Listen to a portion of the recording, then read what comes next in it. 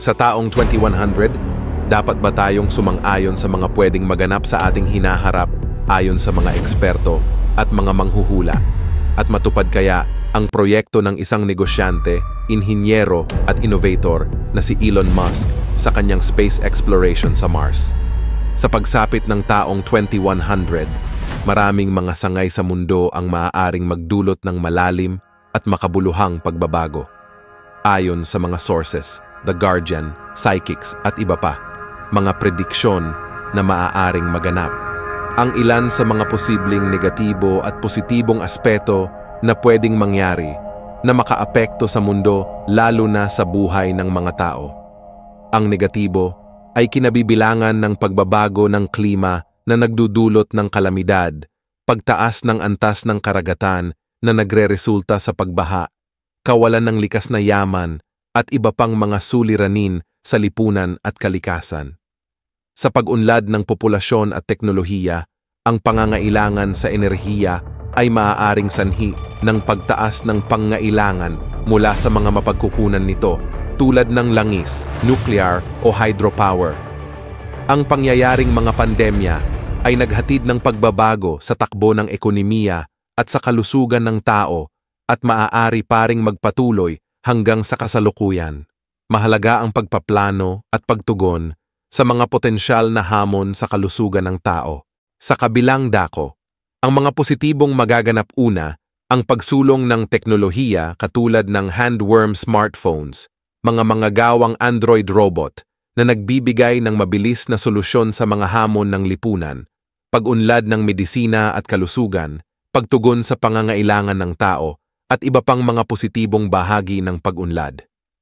Mahalaga ba o dapat ba nating paniwalaan ang mga prediksyon at layunin para sa hinaharap upang maging handa tayo sa mga posibleng mangyayari at mapanatili ang kaligtasan at kaunlaran ng mundo?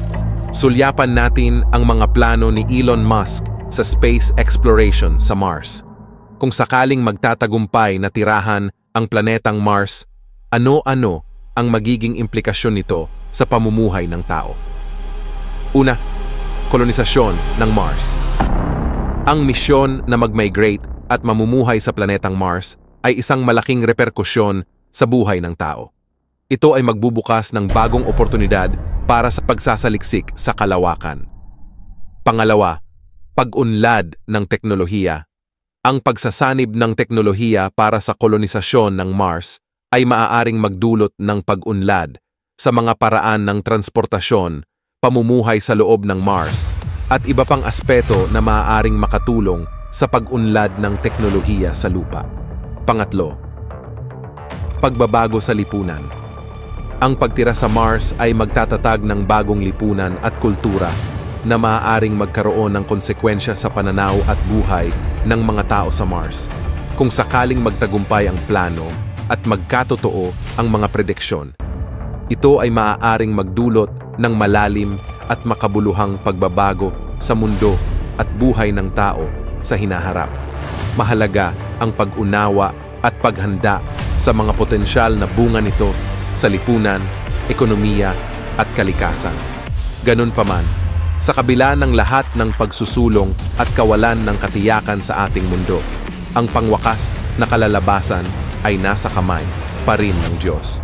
Kaibigan, kung mahilig kayo sa mga siyensya, teknolohiya at iba pang mga paksa na makabuluhan at kapupulutan ng aral, follow at mag-subscribe kay Witwise Wonders.